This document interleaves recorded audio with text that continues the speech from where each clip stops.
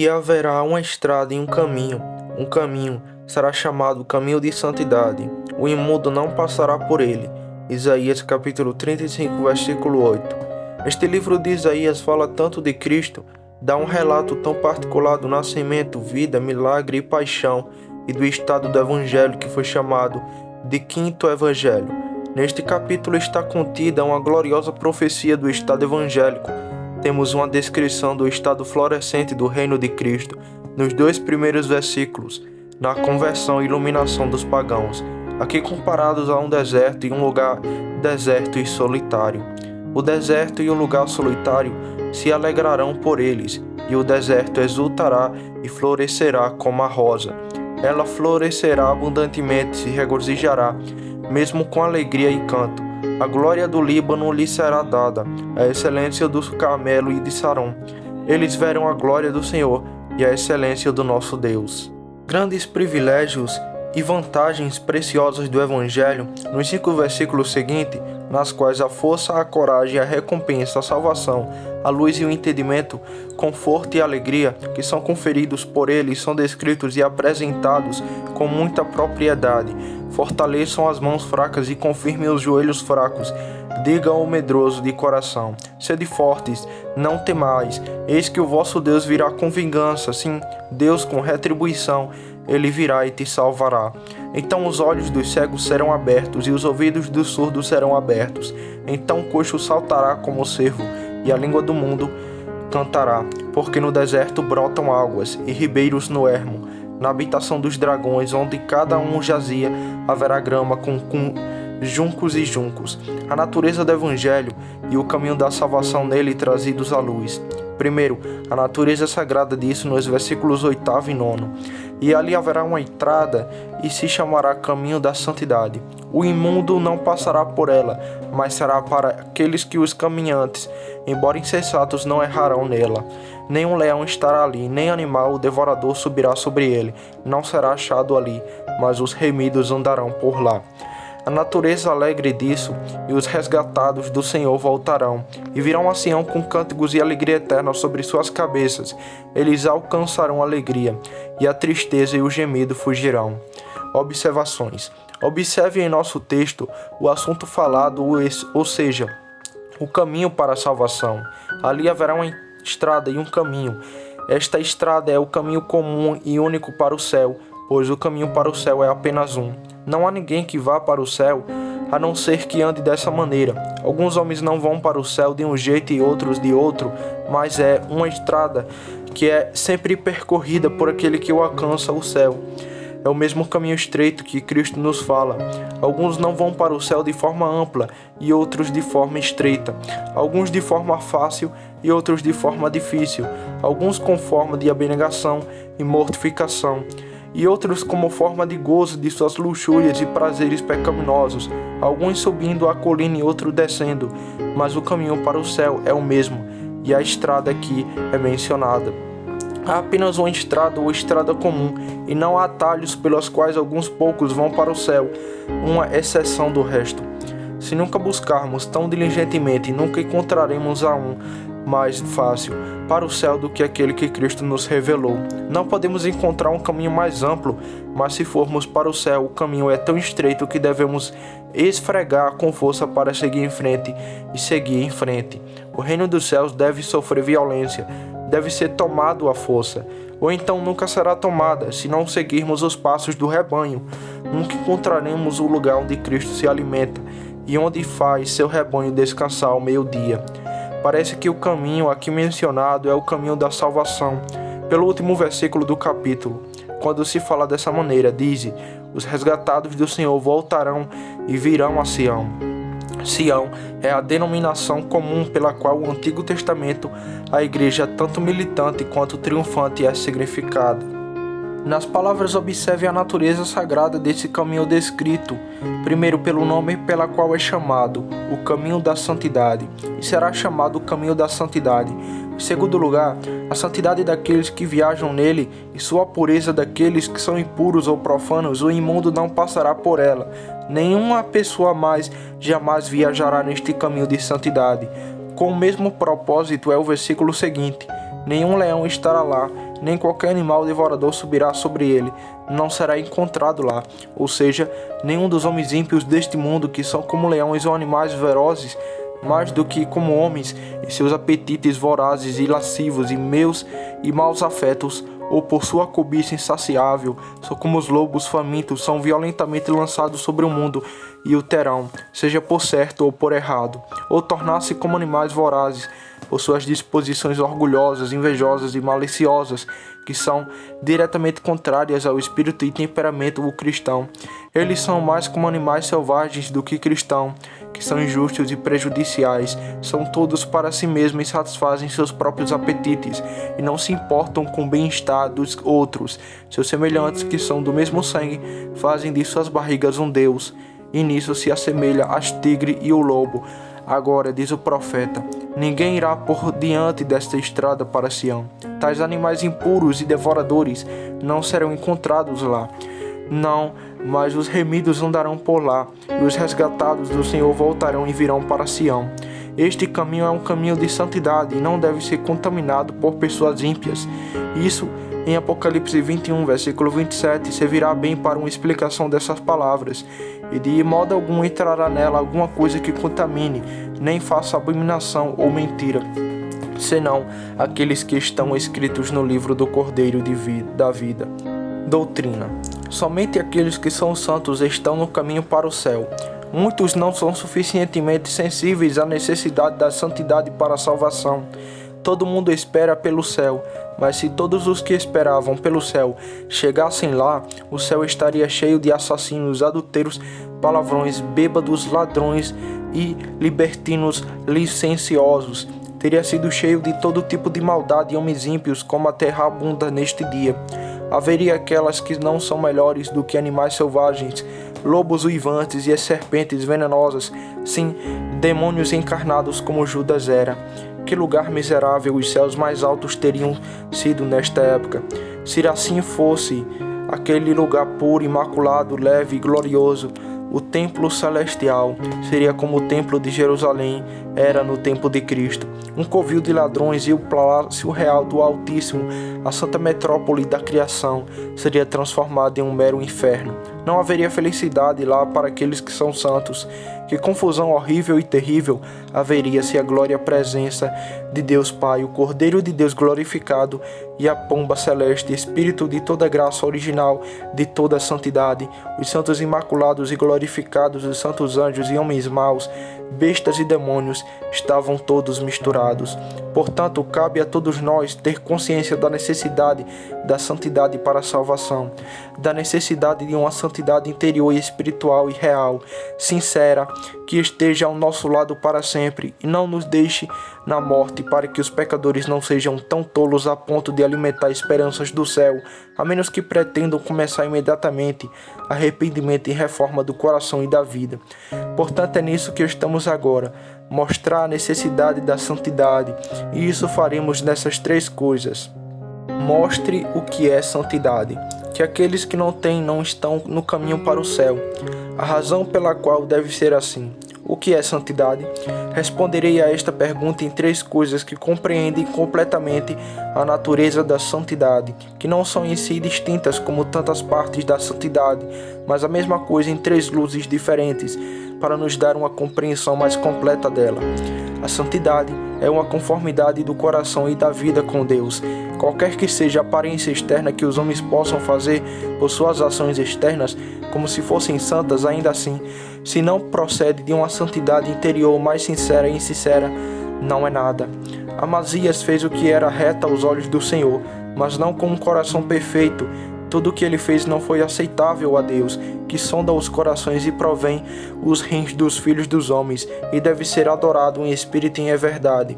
E qualquer que seja a santidade que eles pretendem ter em seus corações, quaisquer que sejam as dores hipócritas de afeição que possam ter tido, tudo não tem propósito exceto que seja manifesta na santidade de suas vidas e conversas.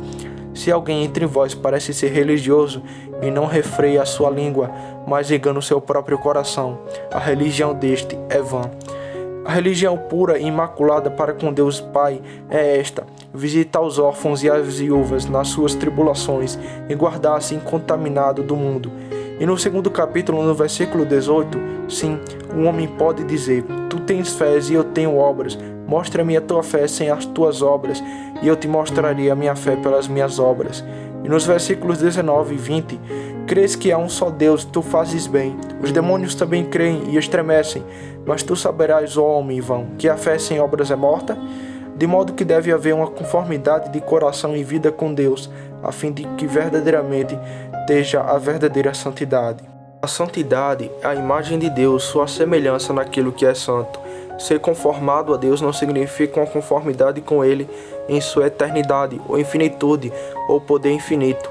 Esses são os atributos iminitáveis e incomunicáveis de Deus, mas uma conformidade com sua vontade, pela qual Ele quer coisas que são justas, corretas e verdadeiramente excelentes e amáveis, pela qual Ele deseja verdadeira perfeição e bondade, e abomina perfeitamente tudo que é realmente mau, injusto e irracional.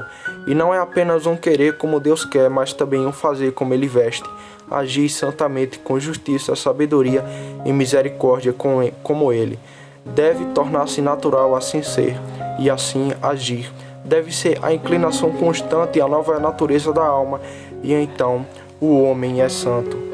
É uma conformidade com Jesus Cristo. Cristo Jesus é perfeitamente conformado com Deus, pois Ele é Deus. Ele é sua imagem expressa. Agora Cristo está mais próximo de nós em alguns aspectos do que Deus Pai, pois Ele é nosso mediador e está mais imediatamente familiarizado conosco. João capítulo 1, versículo 18 diz: ninguém jamais viu a Deus, o Filho unigênito, que está no seio do Pai, é quem o declarou.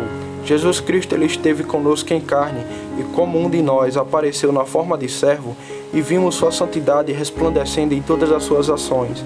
Vimos sua vida santa, temos uma cópia desdenhada e um exemplo dado para nós. Agora, a santidade é uma conformidade com esta cópia. Aquele que copia após Jesus Cristo, após aquela cópia que ele nos estabeleceu e que nós é entregue pelo evangelista, é santo. Aquele que observa diligentemente a vida de Cristo no Novo Testamento não precisa ficar sem saber o que é santidade. Cristo nos ordena a seguir seu exemplo. Mateus 101: tomai sobre vós o meu jugo e aprendei de mim, porque eu sou manso e humilde de coração, e encontrarei descanso para vossas almas. Você já leu os 4 evangelhos e não observou na vida de Cristo exemplos maravilhosos de humildade, amor a Deus, amor à religião, exemplos maravilhosos de zelo pela glória de Deus, firmeza em resistir às tentações, total confiança em Deus, estrita adesão a todos aos seus mandamentos, exemplos surpreendentes de condescendência, humildade e mansidão, amor aos homens, amor aos seus inimigos, caridade e paciência? Ora, isso é santidade.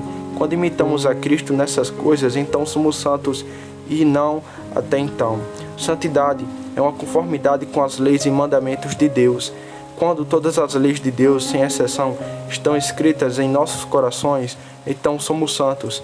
Se você puder acompanhar Davi no Salmo 119, onde ele fala do seu amor e deleite na lei de Deus, em sua própria experiência, quando um homem sente em boa medida o que Davi declara a respeito da lei de Deus, então pode-se dizer que a lei de Deus está escrita em seu coração.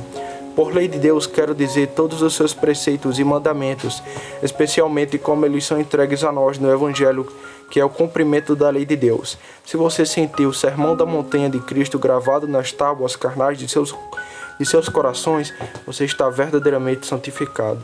A nova aliança está escrita nos corações daqueles que são santificados, de que fala o profeta Jeremias, no capítulo 31, versículo 31 ao 33. Eis que vem dias, diz o Senhor, em que farei uma nova aliança com a casa de Israel e com a casa de Judá. Esta será a minha aliança que farei com a casa de Israel depois daqueles dias, diz o Senhor. Porei a minha lei nas suas entranhas e as escreverei nos seus corações, e será o seu Deus e eles serão o meu povo. Os mandamentos e preceitos que Deus nos deu são todos puros, perfeitos e santos. Eles são a santidade de Deus por escrito, e quando a alma se conforma com eles, eles têm a santidade de Deus em seus corações. 2 Coríntios capítulo 3, versículo 3. visto que manifestamente sois declarados ser a epístola de Cristo, ministrada por nós, escrita não com tinta, mas com o Espírito do Deus vivo, não em tábuas de pedra, mas na tábua carnal do coração. Quando a alma é moldada e modelada segundo a imagem de Deus, o exemplo de Cristo e as regras, Evangelho então é santo e não mais. Aquele que não tem esta santidade não estão no caminho para o céu. Aqueles que não são assim conformados a Deus, a Cristo e ao mandamento de Deus, não estão no caminho para o céu e a felicidade. Eles não estão viajando por essa estrada. A estrada em questão nunca os levará até lá. Qualquer que sejam as esperanças e expectativas que possam ter, eles nunca alcançarão o céu para a eternidade. A menos que alterem seu curso, deem meia volta e rume para outro ponto, porque o caminho é caminho de santidade, e o imundo não passará por ele. Cristo disse que era mais fácil um camelo passar pelo buraco de uma agulha do que um rico entrar no céu. Mas ainda assim ele deixou absolutamente possível com Deus que fosse. Mas ele disse positivamente e sem exceção que a menos que um homem nasça de novo, ele não pode ver o reino de Deus. Ninguém, a não ser os santos, está no caminho para o céu. Qualquer que seja a profissão que façam, qualquer que seja a igreja que estejam, porque em Cristo Jesus nem a circuncisão, nem a incircuncisão vale alguma coisa, mais uma nova criatura. Qualquer que seja os atos externos de religião que eles possam realizar, no entanto, eles podem ser frequentadores constantes do culto público ou familiar e viver uma vida moral externa assim, o que é mais se eles falassem as línguas dos homens e dos anjos. Embora possam profetizar e compreender todos os mistérios e todo o conhecimento, e ainda que tenham fé que podem remover montanhas, ainda que distribuam todos os seus bens para alimentar os pobres, e ainda que entreguem seu próprio corpo para serem queimados, contudo, se eles não têm caridade ou santidade, é a mesma coisa, pois por caridade se entende o amor de Deus ao homem. Embora eles tenham e fazem todas essas coisas, mas não são nada. Eles são como um bronze que soa ou um símbolo que retire. Veja 1 Coríntios capítulo 13. Vamos agora ao terceiro ponto. Dar as razões pelas quais ninguém que não é santo pode estar no caminho para o céu, e porque aqueles que nunca o são, nunca podem obter a felicidade disso. É contrário à justiça de Deus fazer um homem perverso eternamente feliz. Deus é um Deus de justiça infinita, e sua justiça, para falar à maneira dos homens, o obriga a punir o pecado eternamente. O pecado deve ser punido. Os pecados de todos os homens devem ser punidos. Se o pecador retém seu pecado e não é lavado pelo sangue de Cristo, e ele é purificado ou santificado, deve ser punido sobre ele. Se ele é santificado, seu pecado já foi punido na paixão de Cristo. Mas se não, ainda resta ser punido em sua eterna ruína e miséria. Pois Deus disse que ele é um Deus santo e zeloso, e de modo algum inocenta ou culpado. É contanto entre os demais atributos de Deus que ele proclama em Êxodo 34:7 e Números 14, versículo 18. É impossível, por causa da santidade de Deus, que qualquer coisa seja unida a Deus e levada ao gozo daquele que não é santo. Agora é possível que um Deus de infinita santidade, que é perfeito e odeia o pecado com ódio perfeito, que é infinitamente amável e excelente, possa abraçar em seus braços uma criatura imunda e abominável, um rosto hedioso e detestável, mais odioso que um sapo e mais venenoso que uma víbora. Mas tão odioso e vil e abominável é todo homem não santificado, mesmo o melhor hipócrita e o sepulcro mais pintado de todos. Quão impossível é que isso seja para serem tão repugnantes à imagem do diabo, se unam a Deus. Seja um membro de Cristo, um filho de Deus. Seja feliz no gozo em seu amor e nos sorrisos de seu semblante. Deveria estar em Deus e Deus neles. Portanto, é tão impossível para uma coisa profana ser admitida na felicidade do céu, quanto para Deus não ser, ou ser transformado em nada. Pois é tão impossível que Deus ame o pecado, como é para ele deixar de existir. E é tão impossível para ele amar um homem mau, que não tem seu pecado purificado. E é tão impossível para ele desfrutar da felicidade do céu, exceto que Deus o ama, pois a felicidade do céu consiste no desfrute do amor de Deus. Contaminaria o céu e interromperia a felicidade dos santos e anjos. Contaminaria aquele lugar santo, os santos dos santos, e assustaria e aterrorizaria os espíritos santificados e os obstruiria em seus deleitosos êxtases de devoção. E seu louvor confundiria bastante a sociedade celestial, como uma pessoa não santificada interromperia sua felicidade e encheria todas aquelas regiões com o fedor repugnante de seu pecado e imundície. A natureza do pecado implica necessariamente miséria. Aquela alma que permanece pecadora deve, por necessidade da natureza, permanecer miserável, pois é impossível que haja qualquer felicidade onde uma coisa tão odiosa como o pecado reina e domina. O pecado é o tirano mais cruel que já governou. Não busca nada além de miséria que de seus súditos, assim como na própria observância dos mandamentos de Deus há grande recompensa. Também na própria quebra deles há grande punição. O pecado é uma confusão lamentável e uma terrível desordem na alma, pela qual tudo é colocado fora do lugar.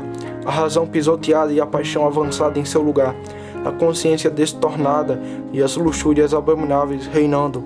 Enquanto for assim, inevitavelmente haverá uma terrível confusão e perturbações, perplexíveis inquietações, tempestades e sustos, e assim deve ser necessariamente por toda a eternidade, a menos que o Espírito de Deus ponha tudo em ordem. De modo que, se fosse possível que Deus desejasse fazer um homem ímpio feliz enquanto ele é ímpio, a natureza da coisa não permitiria isso, mas seria simples e absolutamente impossível. Assim, dei algumas razões da doutrina, porque deve ser necessário que aqueles que não são santos não possam estar no caminho para o céu. Muitas outras razões podem ser oferecidas, as quais o tempo não permitirá tomar conhecimento neste momento, mas apenas isso teria sido suficiente para nos retificar que ninguém, exceto aqueles que são santos, jamais alcançarão a coroa de glória, se Deus não tivesse dito expressadamente que sem santidade nenhum homem deveria ver o Senhor. Inscrição. Devemos aplicar esta doutrina em 3 usos: de inferência, de julgamento do autoexame e de exortação. Uso de inferência. Se é assim que só os santos estão no caminho para o céu, quantas pobres criaturas existem que pensam que estão no caminho para o céu ou não estão?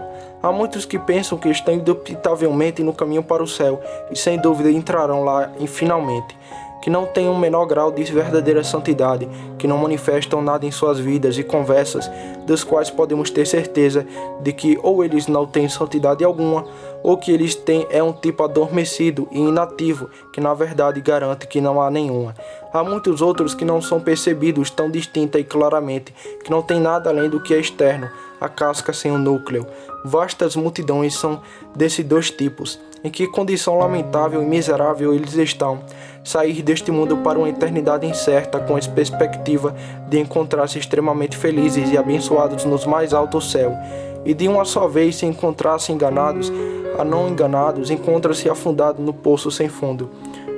Uso de julgamento. Se ninguém está no caminho para o céu, exceto aqueles que são santos, vamos tentar e examinar nós mesmos por esta doutrina para ver onde estamos e ver se estamos ou não no caminho para o céu. Para saber para onde vamos, se para Canaã ou para o Egito, se para o céu ou para o inferno, pois se pensarmos que estamos no caminho para o céu e se tivermos indo para o lugar do tormento o tempo todo e continuarmos enganados, sem dúvida, o fogo e o enxofre nos desdenharão. Se nos encontrarmos no caminho largo para a destruição, como ousamos dar um passo adiante? Se quisermos saber se somos santos ou não, tentemos a nós mesmos por estas 5 coisas. Medite na santidade de Deus e veja se você não consegue ver uma conformidade, uma semelhança em sua mente. Não há semelhança ou comparação em grau, não falamos disso, mas ainda há uma semelhança na natureza entre Deus e a alma do crente. A alma santa, quando pensa e medita sobre a natureza de Deus, encontra prazer e deleite, porque é uma afabilidade em sua nova natureza, com as perfeições divinas. Se aquele que pensa que estão no caminho para o céu, que são profanos em seus corações, comparecem a si mesmo em sua natureza, a natureza santa de Deus, uma luz tão gloriosa como a santidade de Deus descobriria rapidamente sua podridão e insanidade. Veja se você pode ver alguma semelhança em sua vida com a vida de Cristo. Não se supõe que alguma cópia chegue perto desse original, nem jamais chegará, mas ainda assim eles podem perceber se o mesmo espírito, o mesmo temperamento e disposição, em menor grau, está neles, que foi manifestado pela vida e conversa de Jesus Cristo. Existe uma amabilidade entre suas almas e a palavra de Deus? A Bíblia é a epístola de Cristo que ele escreveu para nós agora. Se a mesma epístola também está escrita em nossos corações, que está escrita nas Escrituras, pode ser encontrada comparando Você tem amor a todos os mandamentos de Deus a respeito e a eles em suas ações? É seu prazer obedecer e dar ouvidos à vontade de Deus? Você obedece a Ele de escolha? É o que você escolheria fazer se Deus não tivesse ameaçado punir a violação deles? Se você encontra por uma comparação, uma semelhança e afabilidade entre seus corações e vidas, e os corações e vidas daqueles homens santos que temos certeza que eram assim pela palavra de Deus? Você anda com Deus como Enoque, ou se distingue com sua piedade em meio a exemplos perversos como Noé? E quando você lê as vidas de Abraão, Isaque e Jacó, Moisés e os profetas, onde a santidade é atraída para a vida, você pode ver uma imagem tão exata e descobrir se você não tem a raiz do assunto em você, embora seja muito mais obscura em você do que neles. Quando lemos os Salmos de Davi, podemos ver claramente qual era a santidade de Davi por aquele espírito que é soprado ali. Quando lemos as epístolas dos apóstolos, você, em certa medida, imita os santos e anjos no céu? Eles gastam sua duração para a glória de Deus. Eles os amam acima de todas as coisas, se deleitam com as belezas de Jesus Cristo, se amam inteiramente e odeiam o pecado. E aqueles que são santos na terra têm também uma semelhança e imitação deles. São de temperamento celestial, de vidas e conversas celestiais. Uso 1. Exortação. Exorte todos à santidade. Você ouviu o que é santidade e da necessidade dela. A necessidade absoluta para escapar do inferno. O que devemos ter ou morrer para sempre deve ser abandonado para sempre agora. Nada é tão necessário para nós quanto a santidade. Outras coisas podem ser necessárias para descobrir esta vida, e coisas que são necessárias os homens lutarão com todas as suas forças, se houver uma probabilidade de obtê-las. Quanto mais deve ser buscado, sem o qual passamos infinitamente pior do que morrer 10.000 mortes. Este é um motivo suficiente sem qualquer outro, pois o que pode ser um motivo maior do que a necessidade? Mas além disso, se não fosse necessário, sua natureza amável e excelente é suficiente para torná-lo tão digno da busca mais séria. A santidade é uma coisa muito bonita e adorável. Os homens tendem a beber em estranhas noções de santidade desde a infância, como se fosse uma coisa melancólica, sóbria, azeda e desagradável. Mas não há nada nele além do que é doce e encantadoramente encantador. A mais alta beleza e amabilidade, muito acima de todas as outras belezas, é muito mais pura do que qualquer coisa aqui na terra. Este mundo é como lama e sujeira e contaminação, comparando aquela alma que é santificada, que é um doce amável, delicioso, sereno, calmo e ainda a natureza. É uma beleza quase alta demais para qualquer criatura ser adornada. Torna a alma uma pequena, amável e deliciosa imagem de abençoado Jeová, como os anjos podem ficar satisfeitos e encantados. Santidade cristã é sobretudo a virtude pagã da natureza mais brilhante e pura, mais serena, calma, pacífica e deliciosa. Que doce calma, que estância calmo, pano que traz a alma. De que natureza mansa e humilde é a verdadeira santidade, que paz e tranquilidade. Como ela muda a alma e a torna mais pura, mais brilhante e mais excelente do que os outros seres.